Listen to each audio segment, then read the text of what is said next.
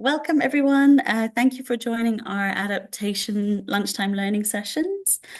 Over the past month and the next coming month, we're covering topics and sharing skills around adaptation, and they're very, very broad. We totally appreciate there's a lot of detail you could go into within these themes.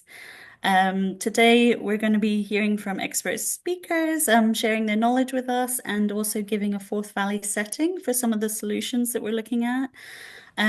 Please keep an eye on our Eventbrite page and sign up to our free membership if you can, to keep best up to date of our next themes and other, events and happenings with the Forth Valley Climate Hub.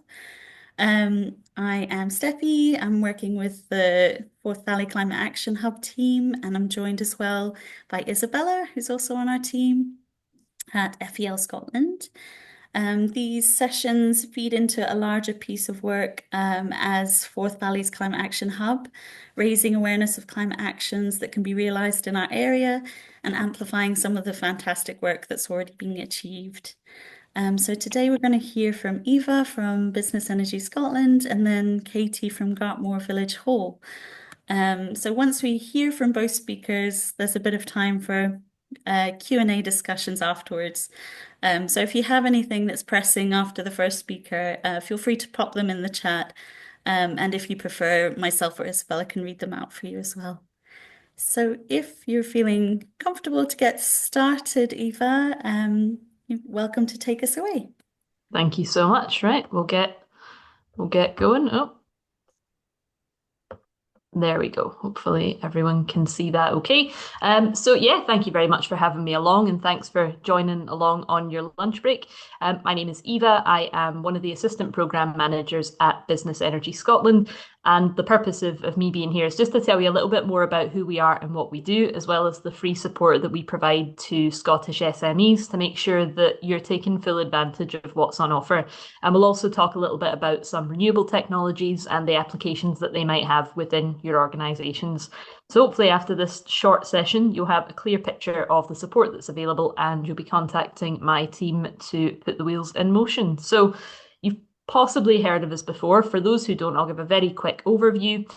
Business Energy Scotland is a service that's funded by the Scottish Government to offer free and impartial support and access to funding to help small to medium-sized enterprises save energy, save carbon and save money. The support is provided by our team of business energy advisors that cover the whole of Scotland. And we've got support from a network of consultancies that provide us with technical expertise on projects where required. And we've got two important jobs. Firstly, to help organisations identify energy and carbon saving opportunities. And we do that through the use of online guides and tools, skills development training, telephone consultations, and site audits where necessary. And the other part of that is supporting organisations to actually take the actions that are needed to implement energy and carbon saving opportunities, which can mean help applying for funding. And I'll talk about some of the funding options that are open to you today.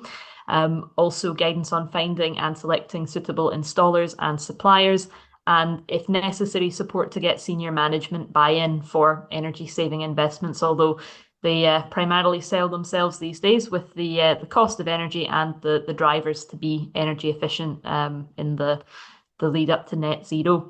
I don't really need to tell anyone that's joined us today why it's important to save energy. I'm sure you're all very well aware that there are some really big incentives to using energy more efficiently and to investing in energy saving opportunities. I'd say the biggest driver for businesses reaching out to us is still for help with rising costs. It does feel like ever increasing and volatile energy prices. Organisations understand that if they're a business, they can protect their profits. If they're community groups and charities, they can sustain their services for longer and make opportunities to reach further by being more conservative with the energy that they use. And it could be through changing your processes, it could be investing in the latest technologies to offset consumption, and we'll dive into some of that very shortly. But it's motivating to see that while the biggest reason for people getting in touch is still saving money, we are seeing a lot of people who are now interested in reducing their carbon footprint and their impact on the environment being reduced as well. Green credentials are a really good opportunity to build a good reputation and satisfy expectations from your service users or customers that you'll operate sustainably.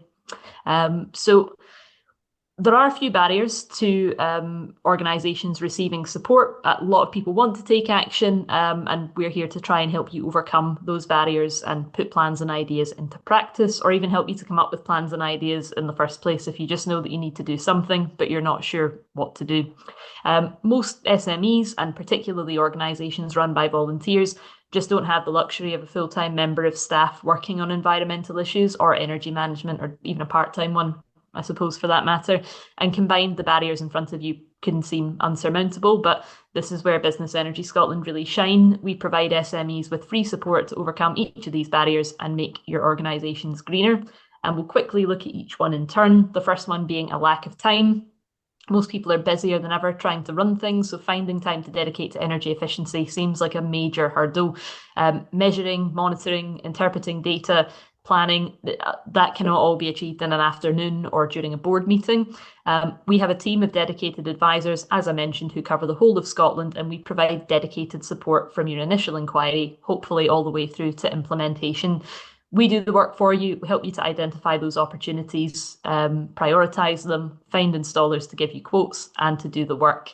But equally, if you've got, sitting listening in, you've got an oven-ready project, we're happy to review quotes and just quantify the likely financial savings and allow you to move forward and help you access funding for your project. Not many SMEs have technical experts in-house who know all the ins and outs of energy efficiency and renewable technology. So as well as a dedicated advisor, we give you access to a network of free technical support from our vetted external consultants. They provide very detailed reports which support the decision-making process. They give you estimated costs, savings, and payback periods. And we'll look at some examples of real reports very shortly. Again, if you do have the technical skills in-house and you just want a second opinion or someone to quantify those savings, our consultants can do that for you for free as well. Management buy-in, as I said, is not such a challenge for us anymore. Most people do realise that the savings speak for themselves here, but we have in some cases seen very good projects sit on the shelf because whether it be the environmental benefits or the cost benefits just haven't been presented convincingly. So it's another barrier that we can help you to overcome. The report in and of itself is very informative and it provides lots of detail to support that decision-making process. But beyond that, we provide training, guides, documents, templates, you name it. And your advisor is more than happy to come along and present to your board, to senior management if you feel that would be of benefit.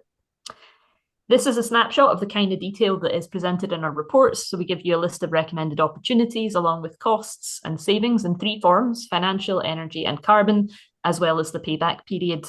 We had an independent evaluation carried out a while ago that told us that about 70% of customers that we've advised have either taken action already or are in the process of taking action on the back of these recommendations. And here is an example of a real report. I hope that that's not too blurry for you to be able to see, but I can share these slides if anyone would like to look at them in more detail afterwards. But this is a real excerpt from a report from a medium-sized community centre in the south of Glasgow. I'll explain the funding side of things shortly, but this gives you an idea of the kind of recommendations that we make. So in there, we've got fabric improvements like loft insulation, cavity wall insulation, air curtains. There's also a host of renewable opportunities as well, from solar PV to air source heat pumps, and we'll talk about those too. Hopefully that gives you an idea of the kind of depth that we go into in these reports and the flexibility in terms of being able to explore opportunities to find the best fit solution for you. We're very transparent about the investment costs and the likely payback periods. This isn't to paint a really rosy picture of these things. It's to be honest with you about whether or not this is a sensible investment. And in terms of recommendations, we'll talk to you about whether or not retrofit's going to be required. We'll talk to you about the practicalities and disruption involved with installing things. There's so much depth and detail. Each of these recommendations comes with at least a page worth of detailed information bespoke to your organisation. So very worthwhile and non-obligational as well. The final barrier that we tend to come across, and it's for most people the hardest one to overcome, and that is a lack of finance. And we hear it all the time that people would like to do things, but it will be pushed into next year's budget, or you just spent X amount on something, but all the while the building and the organisation are overspending because energy is being wasted. We can help you to overcome that by accessing funding. There are a multitude of sources that you can explore, from sector-specific charities and trusts, local authorities, business gateway. Lots and lots out there, but today I'm going to talk to you specifically about what's available from the Scottish Government. Primarily, that's going to be the Scottish Government's SME loan scheme, which offers eligible organisations up to £100,000 of interest-free funds, which are unsecured with no set-up fees, and you can set them up against capital allowances. Standard repayment period is up to 8 years, but you can pay it back any time with no penalties. And it's available to Scottish SMEs who've been trading for over 12 months. There is a little bit more criteria that I'll point out shortly, but there's a lot available there. And at the moment, I'll have to get all my terms and conditions out here, but on for a limited period, on a first come, first served basis, subject to overall availability, there is cashback grant funding of up to £30,000 per organisation as well. And it's split up into a few categories, which I'll outline at the moment. We've got energy efficiency improvements over on the left. That is, your lighting, heating, ventilation, insulation, refrigeration. This is not an exhaustive list. These are just some examples. But for measures in that category, the maximum grant funding you will get is up to £20,000 for everything that you do within that category. Sadly, not for each thing within that category. Then we've got renewable heat. So that's things like air source, ground source heat pumps, biomass boilers, and solar thermal panels. You would get up to £10,000 grant funding for that. And there are other renewable systems as well, like wind turbines and hydro systems. We do offer an interest-free loan for those, but there is no cashback funding. In terms of how this works, you'll see that it's 20 or £10,000 up to 75%. To give you an example, let's say you have a quotation to get your lighting upgraded and it's £1,000. We will give you £1,000. We'll give you 75% off, meaning that you just take out an interest-free loan for 25%, which is £2,500, and you would have up to 8 years to pay that back. But in your report, you would have it specifically broken down, and we would give you the specific details on how much it would likely cost and what the grant value is likely to be. There's lots of nuances to how that funding works, so probably best to speak to someone at Business Energy Scotland to get a bespoke overview for your project. But hopefully from that, you can see that our support can help you to overcome every potential barrier. I'm really proud to say that we are delivering real positive outcomes for Scottish SMEs, and there are no end of case studies demonstrating that. And hopefully some of the people on this call and some of the people listening back will be in that case in the future.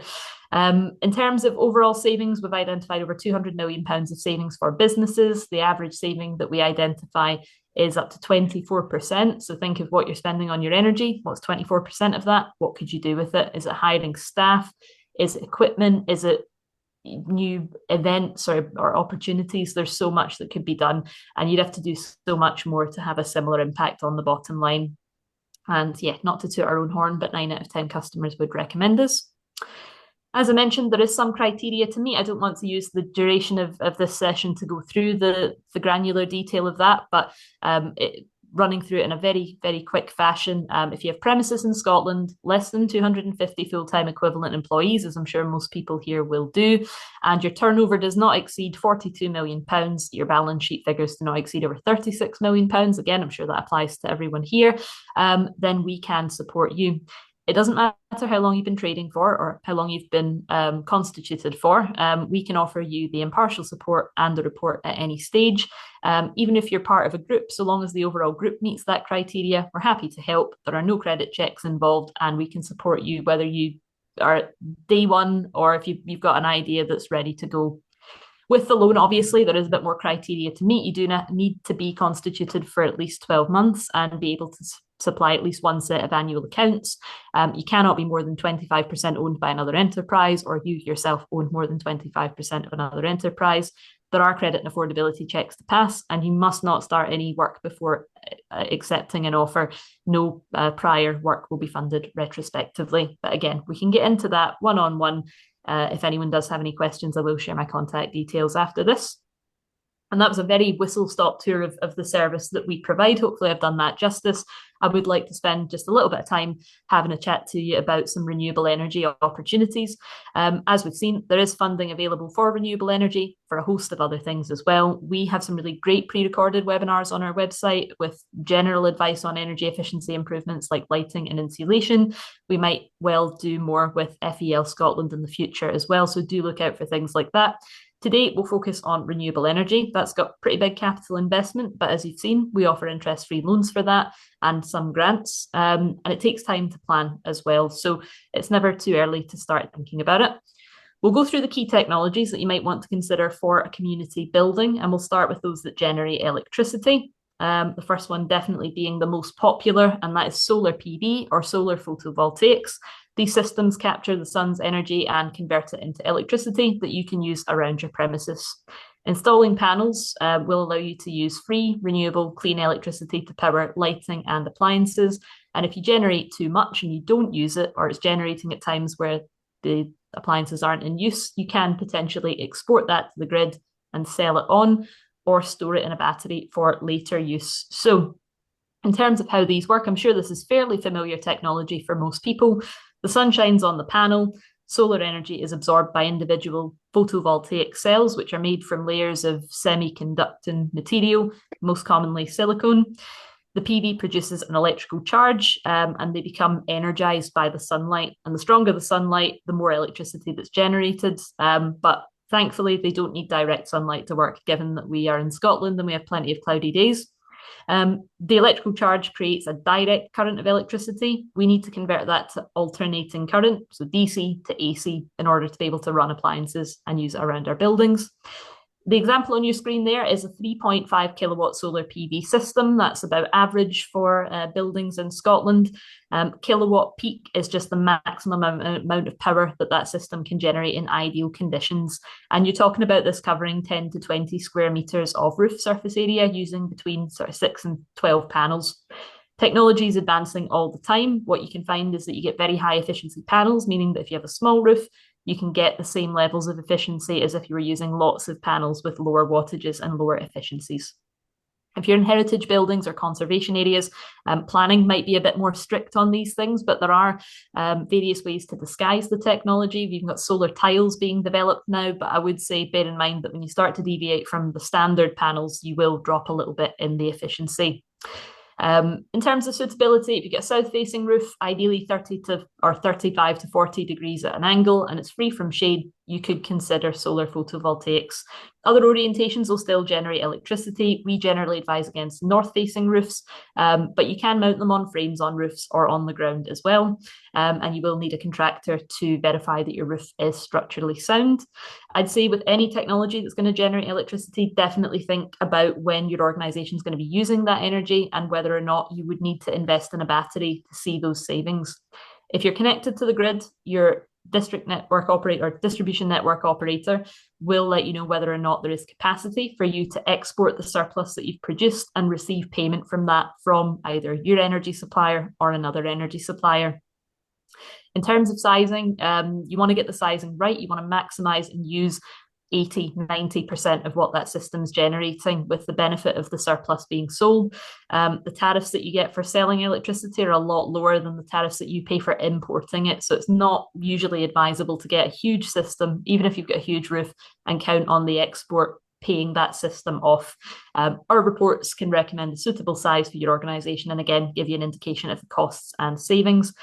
Planning permission is generally fairly relaxed about this unless you're in a conservation area or heritage building, but as always, check with your local authority before you get started, and do check with your network operator as to whether or not you would have permission to export or whether or not a battery would be needed.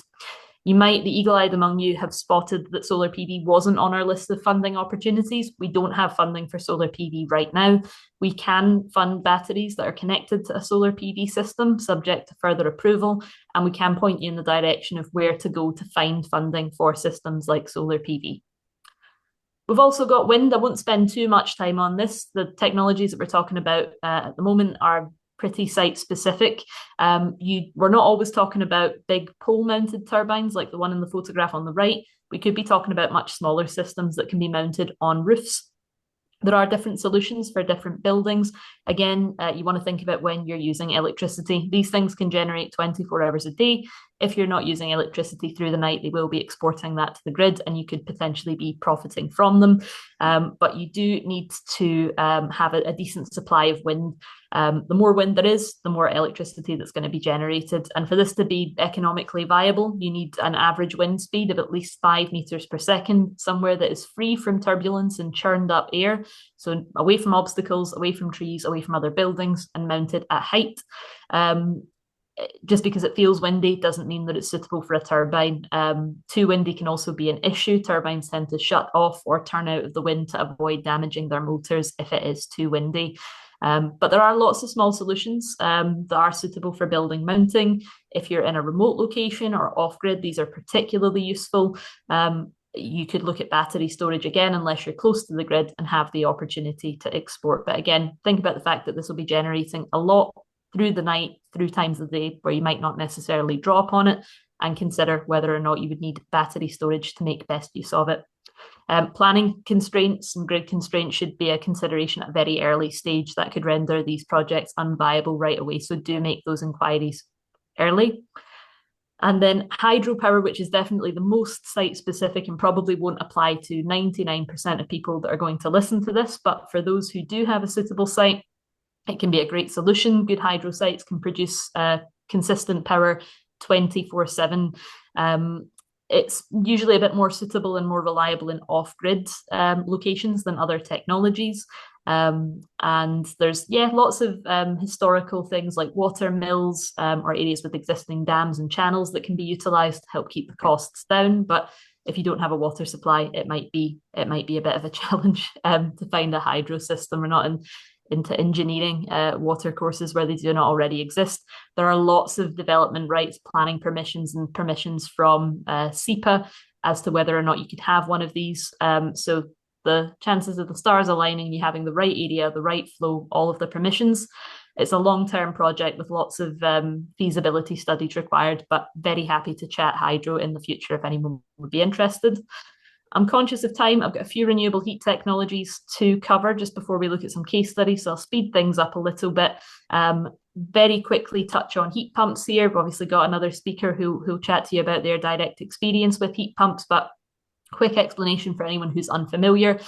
This unit is going to capture heat from outside and move it into your organization, your building, and it uses electricity to do that. But the quantity of heat that's delivered into the building is much greater than the quantity of electricity that's used to power that system. We get heat from the air, under the ground, and from the water, and the heat pump captures the heat that's already present in that environment. The system itself is not burning any fuel, therefore it doesn't emit any carbon dioxide. Standard electric heating, like a plug-in heater or an electric boiler, uses 1 unit of electricity to produce 1 unit of usable heat. So it's 100% efficient, which sounds great, but it's 100% efficient at a really expensive unit price. Looking at something like a heat pump, efficiencies of over 300% are common. So if you've got plug-in electric heaters, if you've got an electric boiler, wall heaters or something like that, you could be saving, going from 100% to 300% efficient or more by switching to a heat pump. So there will almost certainly be financial savings. Same with replacing LPG, potentially replacing oil. You will struggle to see financial savings if you're replacing a modern natural gas system, purely because gas unit rates are as low as 6p at the moment. So something to consider. For some people, they're not ready to transition to renewables. That's fine. We do offer the interest-free loan for condensing combination gas boilers, which could be a halfway house until you are ready. You might need to retrofit some insulation and such before you're ready to move on.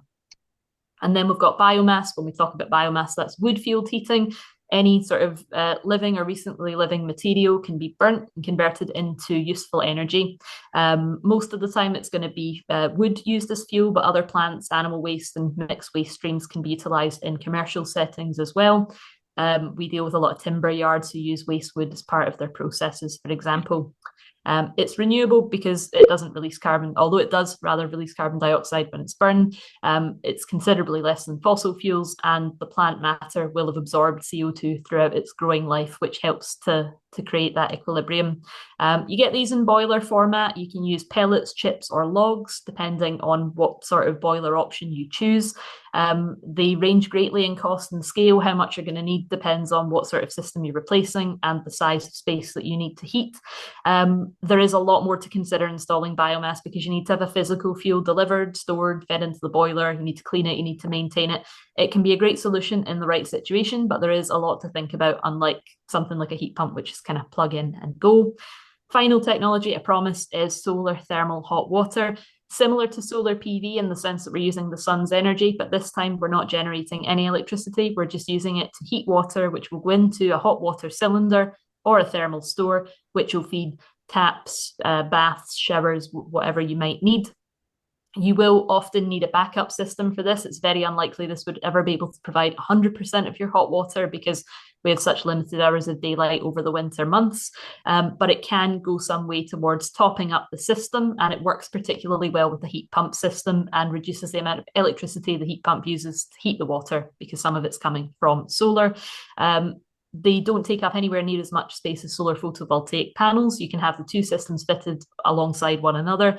There are even technologies out there that combine the two and give you solar photovoltaic, solar thermal hybrid panels.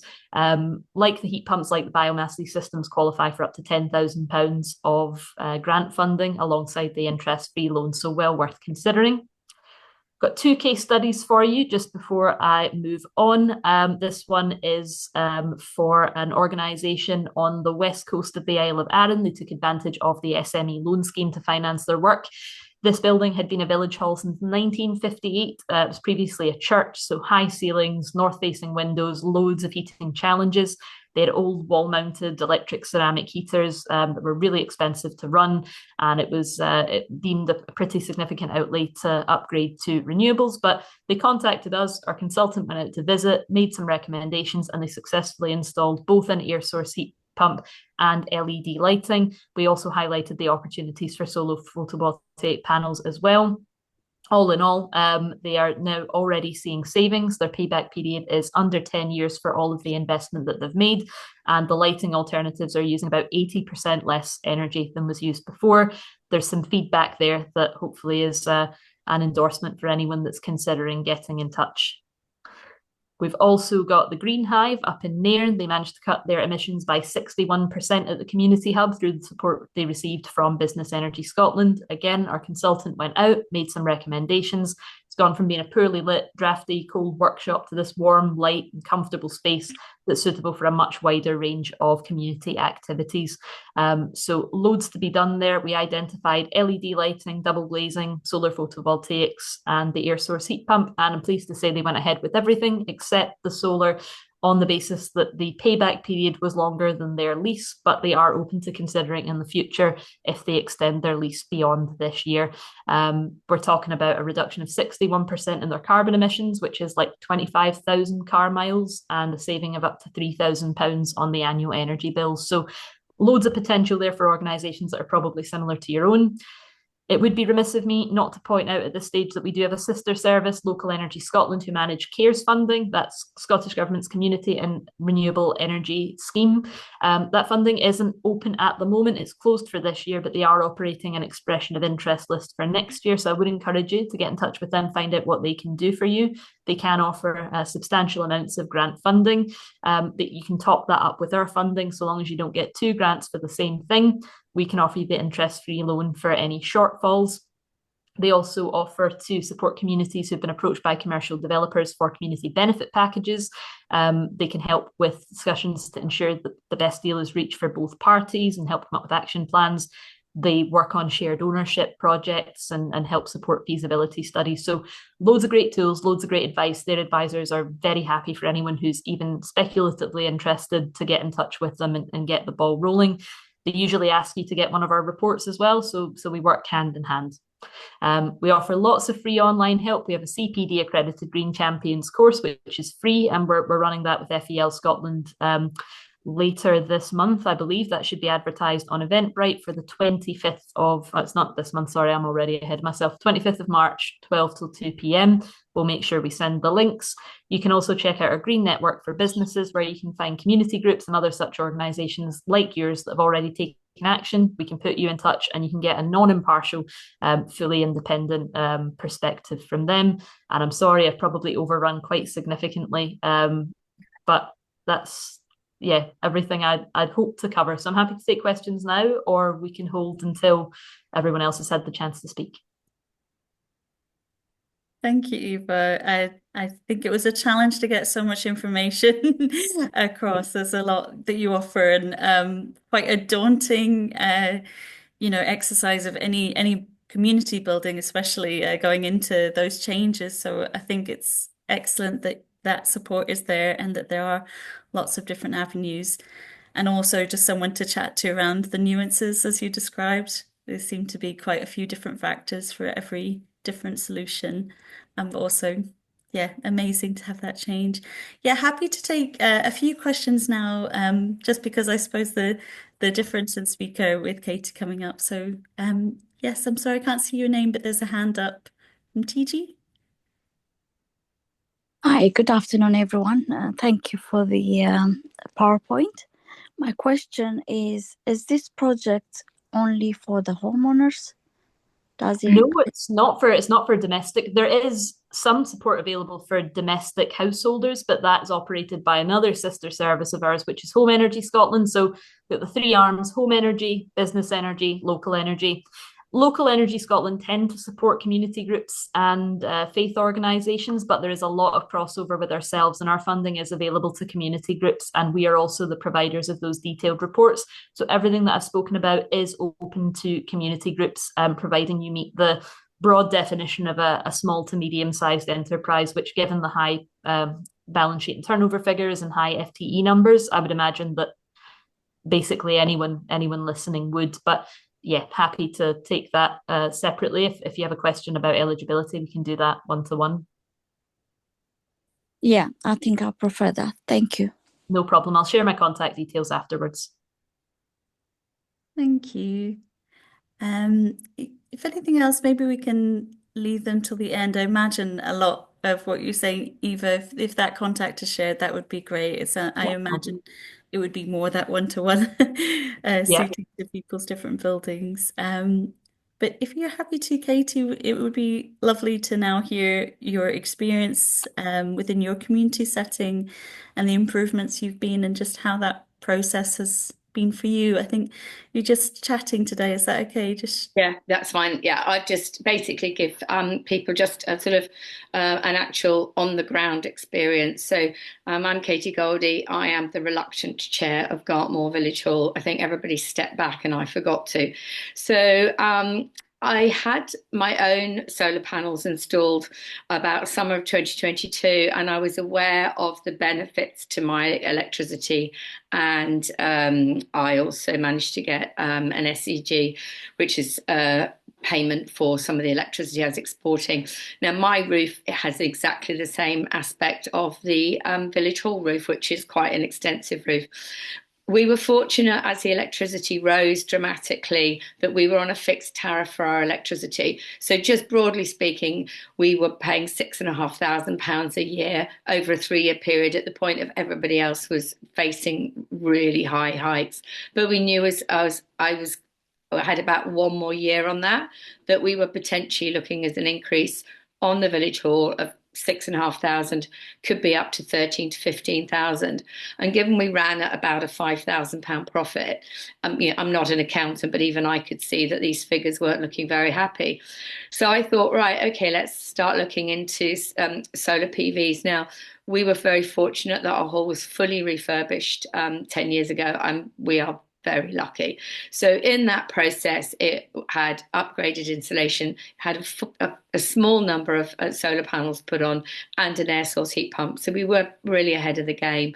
But our air source heat pump was 10 years old. The technology was about it made it about 18 years old, and the number of solar panels we had was tiny. So I thought, right, well, let's see what we can do about this. And it's usual, I'm down at Badminton chatting to other people who are also chairs of village halls, and one of those was in the process of installing solar PVs on. So through that, they gave me the contact. It's always, where do you start with these? And obviously, if you're on here, you know where you start. But if you're out there, I didn't know where to start.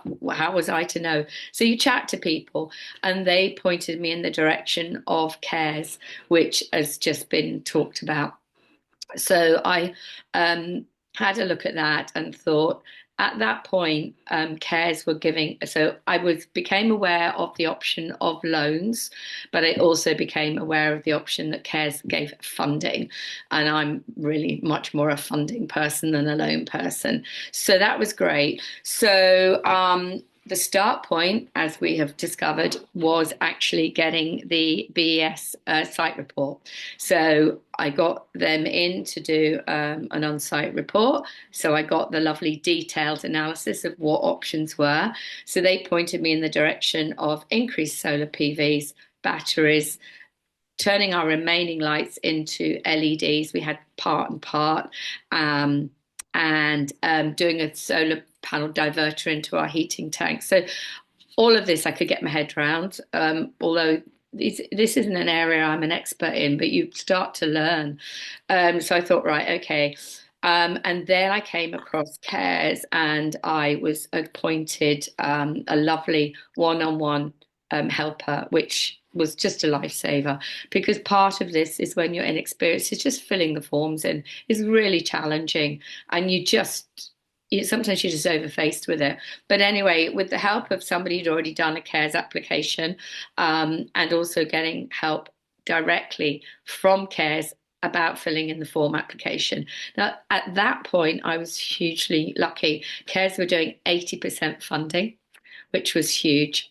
So I was looking at whatever project we embarked on, we were only going to have to come up with 20% of the money. And as an organization, I was then working out, well, it's not what's the payback on the 100% of this bill, it's what's the payback on 20% of this bill. And again, not an accountant, but I could fairly well do on the back of a paper envelope that actually a payback on the 20% we were investing was likely to be 3-4 years. So it was a really good payback period. It was a lot less than 10. Having said that, we need to run this to find out if the hypothetical figures turn into real figures. So I decided that that was where we were going, filled in the application for CARES, and they were going to give us 80% funding, 80% funding, which would cover the planning application, the building warrant application, the structural engineer, the LED changing, solar panels, and batteries. Amazing. The other thing that was hugely helpful was you have to get 3 quotes. That's a challenge. You have to get 3 quotes of people who are authorized.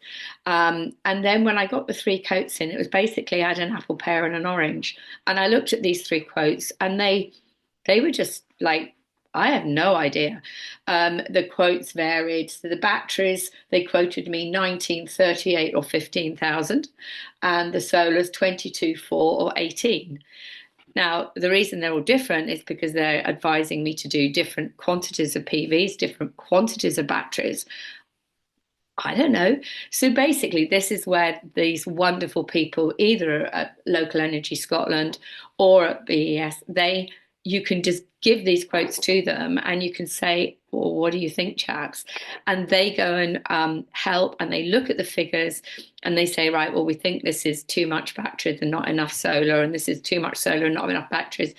And actually, the guy that I preferred, that we went with, we were like, well, we'd like a bit more of this and a bit less than this. So the quote even wasn't an absolute. You could actually say, well, we think we need slightly less of this, slightly more of that. And they were like, fine, re-quoted. And it has to come in the parameters of what, if CARES are grant funding, CARES also then say that fits our criteria. So you feel confident that the one that you've chosen and the amount that you're choosing fits their criteria, and everybody's happy. So you're not on your own when looking at these apples, pears, and oranges.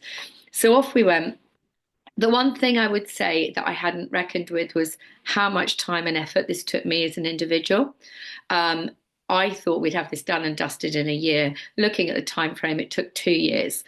The delays were, getting your architect to submit the planning, getting your architect to submit the building warrant, getting the local authority to actually agree to it, then organising this, then organising that. It just, the time went on and on and on. And all the time you're having to keep on top of what is going on where.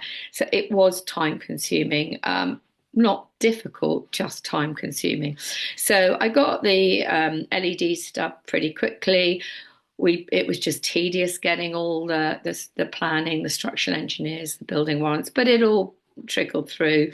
But a lot of time went by. So really a year sort of went by before we were fit to actually start. So I think my BES report, for instance, for December 22, and I think our planning and our structural engineer stuff was literally a year later. So that's how long it took just to get the quotes, decide on the quotes, and then get it authorized, get the grants approved, and then get the building warrant, blah, blah, blah. So we started, so having done our report in December 2022, we started the work in February, March of 24. So that gives you an idea. Anyway, once the work started, actually it's really quick. It's just a month, 6 weeks, 8 weeks, whatever. Just as we were midway putting the solar panels up, my air source heat pump broke. And I'm like, you've got to be joking. Because, we were spending probably £12,000 of our own money at the moment, and the air source heat pump blowing up. I was just like, I can't. So Gemma, who was my helper on the cares, who was just an angel, I was bemoaning this, going, I don't know what we're going to do now.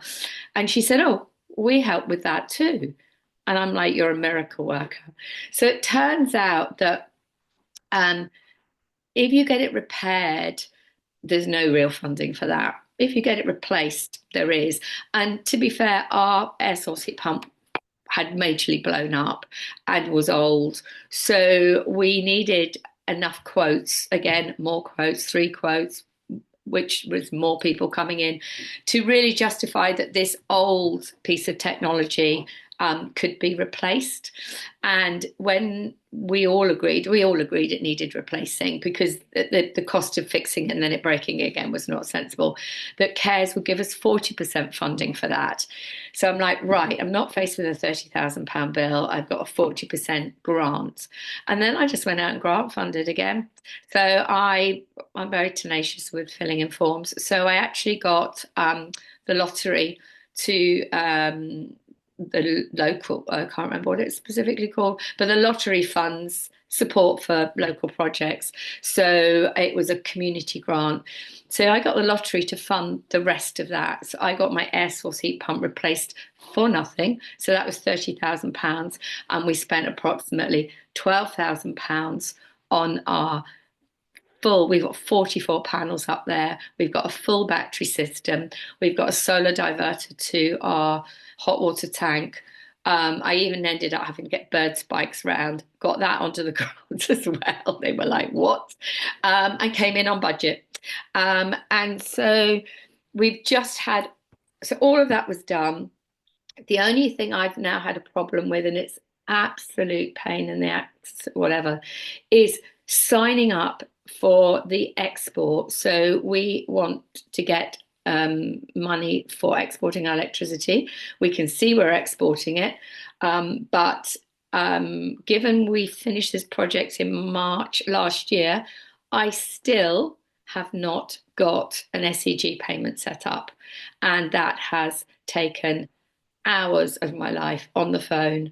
And I'm working with Scottish Power because they pay the best rate, and we previously have a FIT payment with them, so it's quite complicated to switch to a new user. So they give the best rate, possibly, who knows, because things change, but their interface and the degree of difficulty of filling in these forms, given I've already done it before, I can't even begin to explain how difficult they've made it. And we got to an impasse where they said, the diagrams you're sending me are not sufficient. You need more from your solar PV people. And the solar PV people said, this is all they're getting. We're not giving you anything else. And we were having a complete circular argument and making no progress. And then one of my girlfriends over coffee said, aren't you overthinking this? Just make up a drawing yourself. I'm like, so I just basically drew a Mickey Mouse, noddy diagram going, this is where this is, this is where this is, this is where this is. I don't know what you want, sent it in. They went, that's fine. So we seem to have got to the that's fine because I did my own drawing. God knows what they thought of it. But now they're saying we can apply for an MPAN number. Oh, that might take another 4 or 6 or 8 or 12 weeks.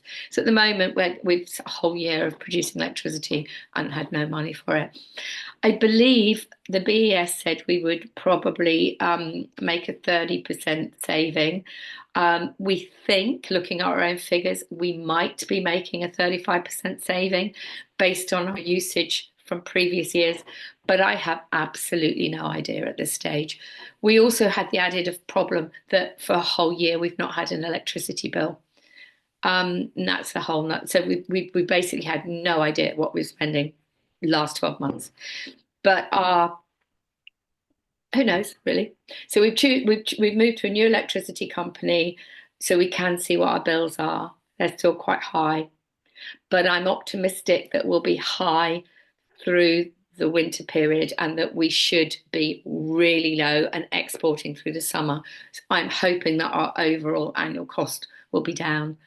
Don't know yet because it said we've had a year with no electricity bill, so we're owing a company a shed load of money. But anyway, so that is where I got to. So yeah, we're thinking we're going to save money, but it was hard work. But the support we got, and I think we were so fortunate with the funding, because whatever reduction it is, our payback's only going to be a few years, and it's going to make our hall viable again. And our new SLC pump is so much more efficient than our last one. So yeah, so that's basically, it's a success story. It was hard work, but it was a success story. And our hall is super warm and it's the envy of everybody that comes in. So we're very, very, very fortunate. But yeah, I couldn't praise BS and Local Energy Scotland highly enough. They literally handheld throughout, even when I was weeping because it was so hard.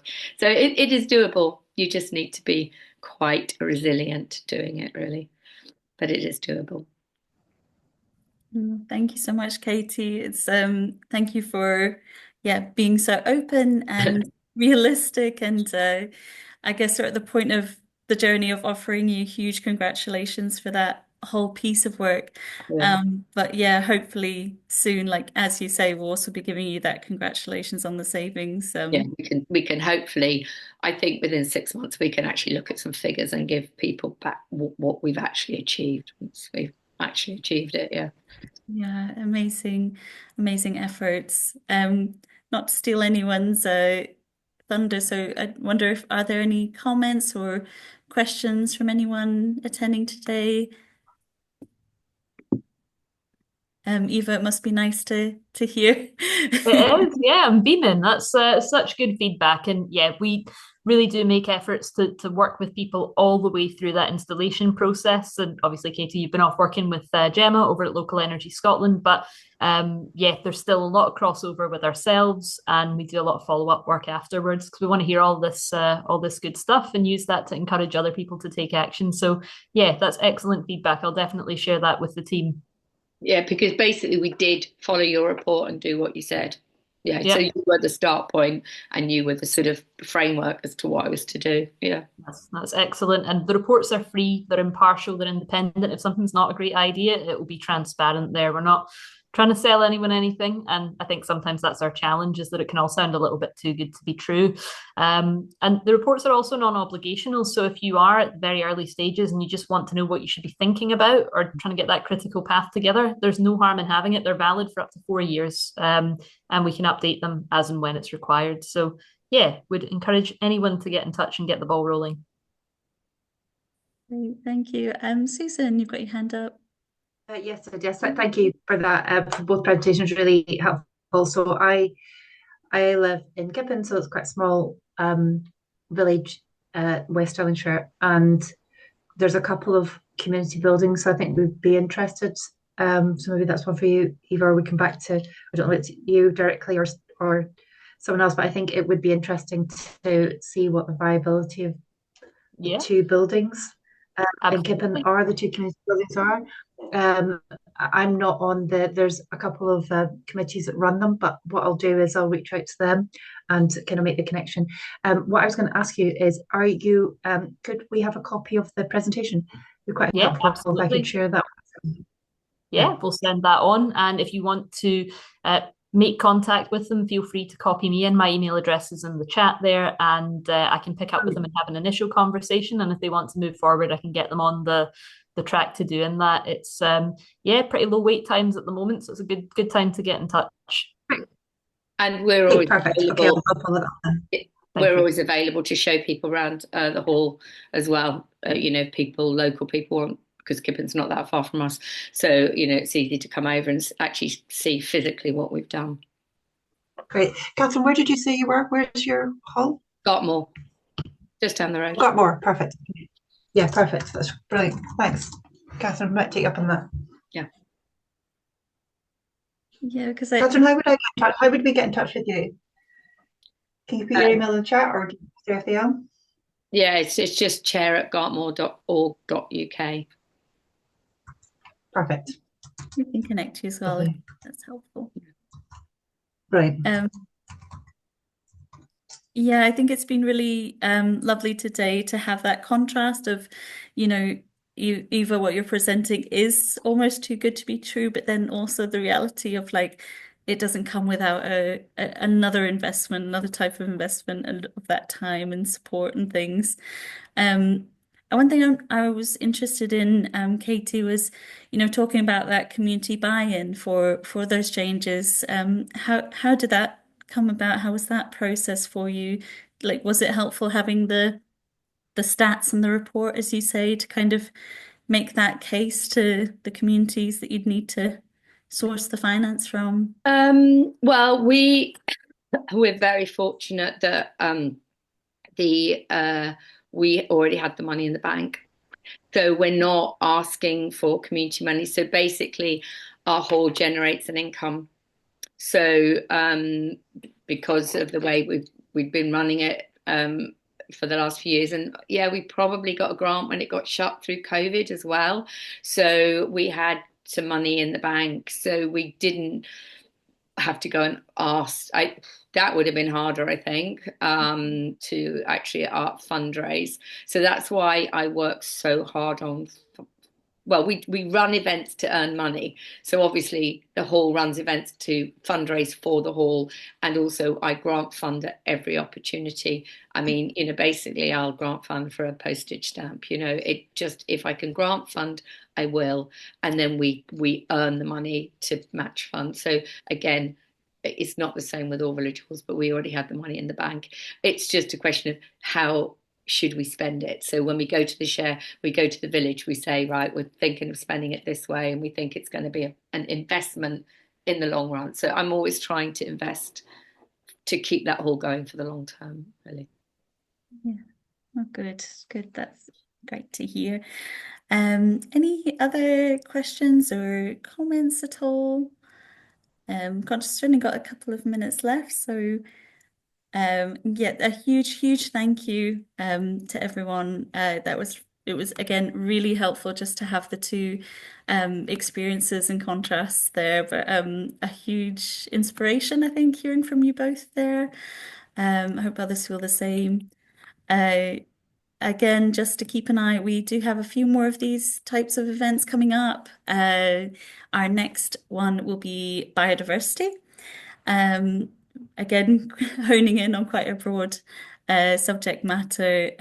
I would say as well, if you ever have any ideas for other types of discussions within the themes that we've been covering, please do ping us over suggestions on social media or here or email, whatever you think. We've also, just to again signpost our free membership, and I'll pop our website in the link below. Also just going to highlight we have some job vacancies at the moment around community energy project. So just if that was of any interest to folks as well, I've just pinged it there. But again, huge thanks to everyone. We'll pop the recordings up on our website and YouTube channel very shortly. And if you have signed up to Eventbrite, we can pass around the presentation from Eva fairly easily that way as well, if you'd like us to. But yes, we won't keep you too much longer. And yes, thank you, everyone. Hope you have enjoyed a nice lunch and the rest of your day onwards. Okay, thank you. Thank you very much. It's really Thanks, good. everyone. Thank Bye, you. everyone.